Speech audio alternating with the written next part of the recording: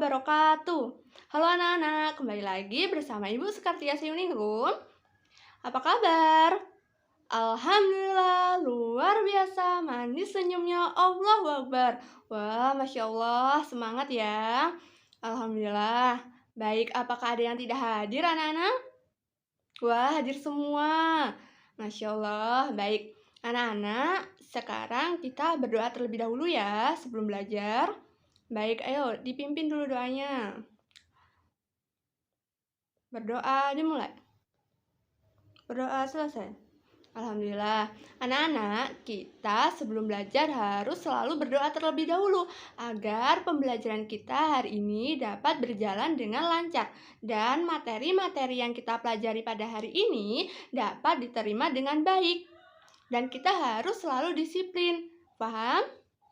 Paham, baik. Nah, anak-anak, pada kali ini kita akan belajar mengenai tema 7, perkembangan teknologi, subtema 1, perkembangan teknologi pangan, dan pembelajaran kedua yang memuat bahasa Indonesia, penjas, dan PPKN. Baik, nah anak-anak, tujuan dari pembelajaran kita hari ini yaitu yang pertama, dengan menyimak penjelasan pendidik, peserta didik dapat mengenal bentuk paragraf dari teks bacaan dengan tepat. Yang kedua, dengan mengamati teks bacaan, peserta didik dapat menemukan banyak paragraf dari teks yang telah dibaca dengan tepat. Yang ketiga, dengan model pembelajaran Think, Pair, Share dengan LKPD melengkapi informasi dari teks, peserta didik dapat menemukan pokok-pokok informasi dengan tepat. Yang keempat, dengan mendengarkan cerita dari pendidik, peserta didik dapat mengetahui makna keberagaman individu dengan tepat. Yang kelima, dengan mewawancarai teman dan pendidik tentang makanan kesukaan, peserta didik dapat menganalisis keberagaman makanan yang disukai oleh setiap orang. Yang keenam, dengan mewawancarai teman dan pendidik tentang makanan kesukaan, peserta didik dapat menyajikan keberagaman makanan kesukaan pada keberagaman individu dalam kehidupan sehari-hari dengan tepat. Nah, baik anak-anak, coba sekarang lihat PPT yang telah Ibu perlihatkan. Baik, wah di sini ada gambar apa ya?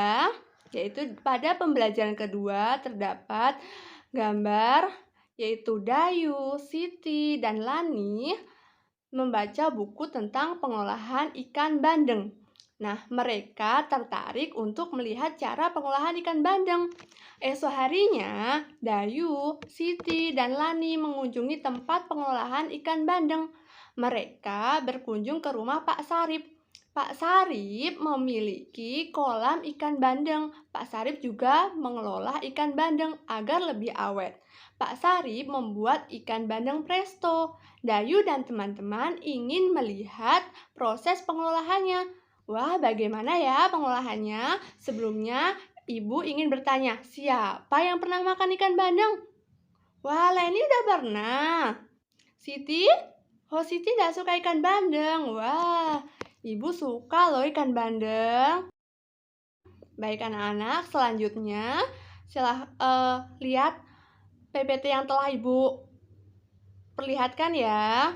Pada slide PPT di sini, anak-anak juga bisa lihat pada buku siswa pada halaman 13 ya, Nak.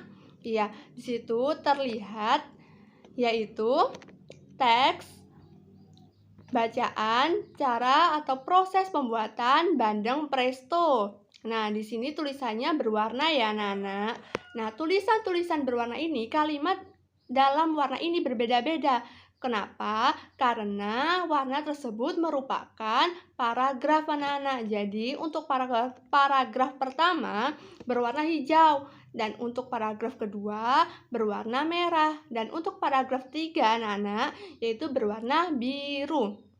Nah, anak-anak sekarang silahkan berpasangan, duduk berpasang-pasangan.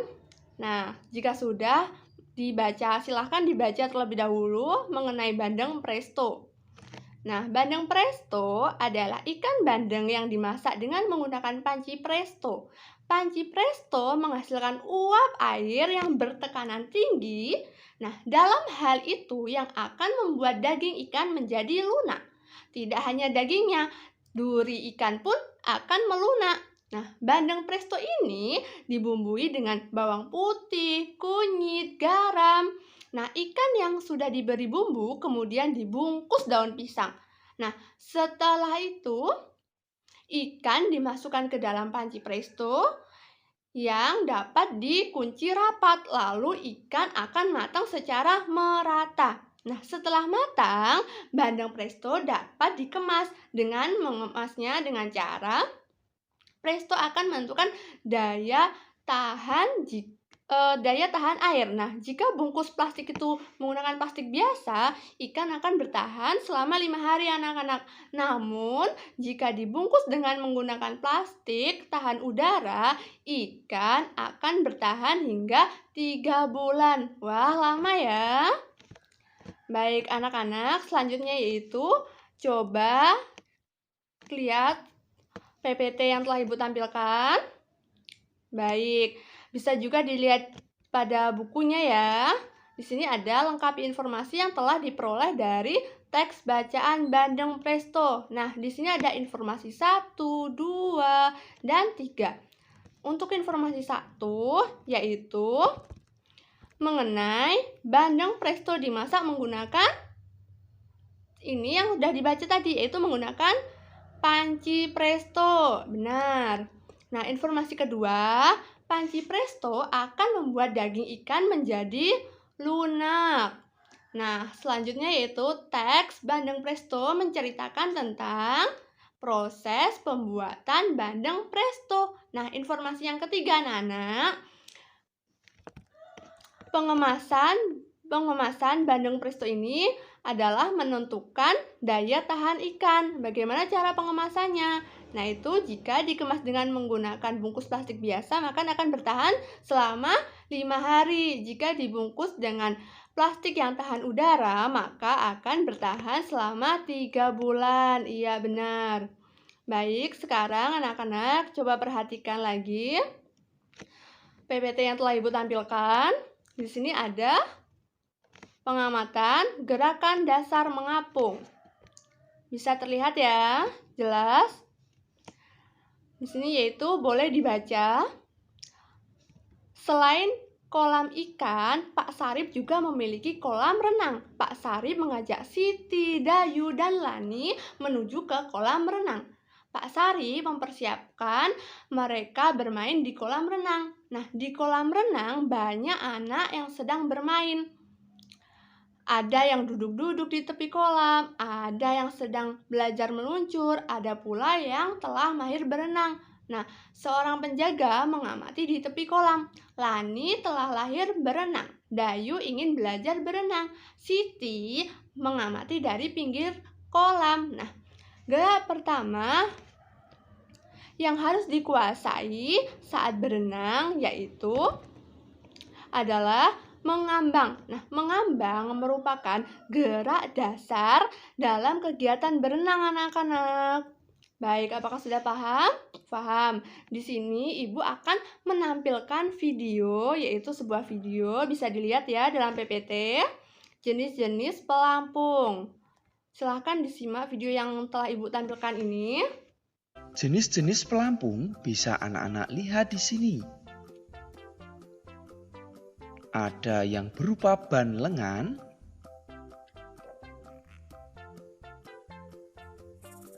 ada yang berupa rompi renang, ada yang berupa papan luncur, ada yang berupa ban renang. Jadi, jenis pelampung ini ada berbagai macam anak-anak. Anak-anak bisa mencari atau mendapatkan pelampung ini di toko atau biasanya di kolam renang ada penyewaan juga. Tentu pelampung ini akan sangat membantu anak-anak dalam belajar mengambang. Nah, gerak dasar mengambang ini anak-anak dimulai dengan mencari kolam yang dangkal, lalu tangan memegang ban atau papan luncur. Bisa anak-anak lihat di sini, jadi tangan memegang ban. Kemudian, kalau papan luncur, memegangnya seperti ini. Posisi tubuh di atas permukaan air. Lalu kaki bergerak sambil mengayuh atau menendang ke bawah dan ke atas. Paham sampai di sini anak-anak tentang gerak dasar mengambang ya? Baik, pintar sekali. Nah, gerak mengambang ini juga bisa dilakukan tanpa pelampung anak-anak. Dengan kata lain, anak-anak bisa meminta bantuan teman atau saudara. Kalau anak-anak nanti bersama Pak Guru di kolam renang, bisa dengan Pak Guru atau bisa dengan bantuan teman-teman. Nah, teman-teman itu bisa memegang tangan anak-anak, lalu anak-anak meluncur dan mengambang, lalu gerakan kakinya seperti pada anak-anak bergerak pada papan luncur tadi, ya. Paham ya anak-anak sampai di sini? Nah, berikutnya gerak mengambang tanpa pelampung ini juga bisa anak-anak lakukan secara mandiri. Namun anak-anak tentu harus tetap diawasi oleh orang lain ya ketika mencoba latihan ini. Tidak boleh sendirian. Yang kedua ini dimulai dengan berdiri di pinggir kolam dan tangan berpegang di tepi kolam seperti ini. Rapatkan perut pada dinding kolam. Tarik napas dalam-dalam, kemudian lepaskan pegangan. Nah, kepala masuk di air sambil kaki digerakkan ke depan dan belakang secara bergantian atau seperti mengayuh sepeda atau menendang ke depan dan belakang begitu. Tangan gunakan untuk menyeimbangkan badan. Kepala muncul perlahan untuk mengambil napas ketika anak-anak sudah tidak kuat ketika di dalam air tersebut ya. Atau anak-anak ketika mengambang ini kepalanya bisa selalu muncul di permukaan air. Baik, sudah dilihat ya video yang Ibu tampilkan, yaitu jenis-jenis pelampung apa saja. Ada ban lengan, rompi renang, papan luncur, ban berenang. Nah, selanjutnya anak-anak coba perhatikan, lihat PPT yang telah Ibu tampilkan, bisa juga disimak pada bukunya ya, halaman selanjutnya. Sekarang disimak dengan baik. Ibu bacakan ceritanya. Lani, Dayu, dan Siti memiliki kemampuan yang berbeda dalam berenang. Lani telah mahir berenang. Dayu ingin belajar berenang. Siti senang bermain di pinggir kolam. Di lingkungan sekitar, kita dapat menemukan keberagaman kemampuan. Beragam artinya bermacam-macam anak-anak. Paham? Baik, Lani, Dayu, dan Siti juga memiliki cara yang berbeda dalam menikmati buah-buahan. Misalnya, Siti menikmati buah-buahan ketika minum susu rasa stroberi. Dayu menikmati bolu pisang. Lani lebih suka memakan buah jambu. Nah, semua suka buah-buahan, namun mereka menikmati buah dengan cara yang berbeda-beda. Nah, anak-anak setiap orang itu memiliki kebiasaan yang berbeda-beda. Nah, jenis makanan yang dimakan saat sarapan pada setiap orang juga berbeda-beda loh. Ada yang terbiasa makan nasi saat sarapan, ada juga yang terbiasa hanya memakan teh hangat atau buah-buahan gitu ya. Nah, selanjutnya yaitu anak-anak Kebiasaan pada setiap orang atau setiap individu ini merupakan bagian dari keberagaman karakteristik individu anak-anak. Paham? Baik, selanjutnya coba Ibu tanya. Apakah ada yang tahu bentuk-bentuk keberagaman individu dalam kehidupan sehari-hari di lingkungan sekitar kita? Wah, Leni tahu apa? Perbedaan suka buah-buahan. Benar, Leni suka buah apa, nak? Strawberry. Dayu suka anggur. Iya, benar. Jadi, yaitu berbeda-beda. Ibu suka apel. Iya, Ibu suka apel. Leni suka strawberry. Dayu suka anggur. Terus, Joni suka pepaya. Wah, Joni suka pepaya. Sehat ya. Jadi setiap individu itu dalam kehidupan sehari-hari dalam lingkungan kita memiliki beragam perbedaan anak-anak, dari makanan kesukaan, mungkin warna, dari olahraga kesukaan ya. Nah, baik anak-anak, sekarang Ibu berikan kalian tugas yaitu mewawancarai teman mengenai makanan kesukaan ya. Paham? Mewawancarai atau bertanya kepada teman mengenai makanan kesukaannya. Setelah itu, kalian dapat tuliskan hasilnya di dalam tabel. Paham?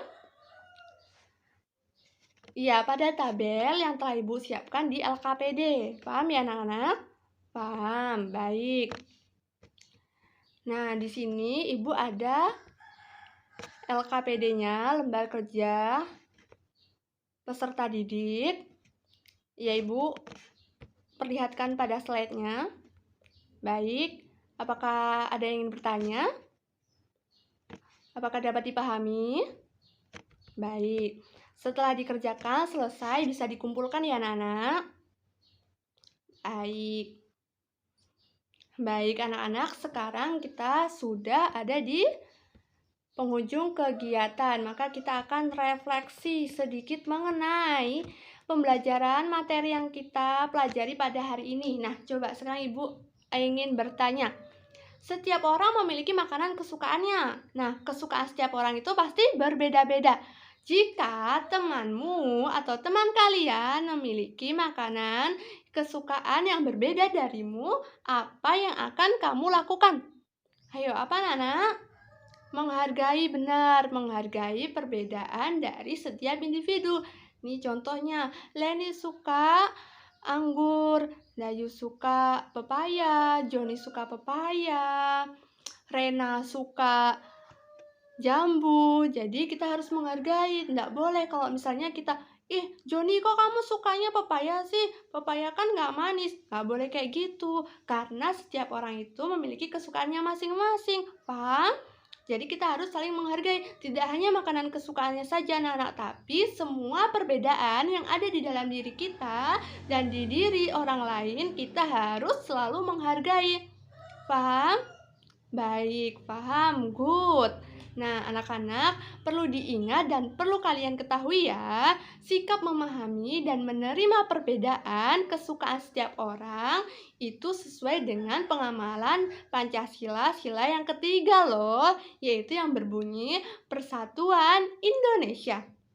Paham? Baik. Setelah itu, jadi anak-anak, kita telah di penghujung kegiatan pada hari ini. Semoga materi-materi yang Ibu sampaikan dapat diterima dengan baik. Ya, dan kita harus selalu menghargai, ingat kita harus selalu menghargai setiap orang, setiap individu yang berbeda dengan kita. Kita tidak boleh mencela, harus saling menghargai. Paham? Paham, baik. Selanjutnya itu kita pulang. Yaitu siap-siap dulu ya anak-anak. Sudah? Baik. Yaitu sebelum pulang, maka kita harus berdoa terlebih dahulu. Berdoa, dimulai. Berdoa selesai. Alhamdulillah, terima kasih Ibu ucapkan. Dan sampai jumpa. Wassalamualaikum warahmatullahi wabarakatuh.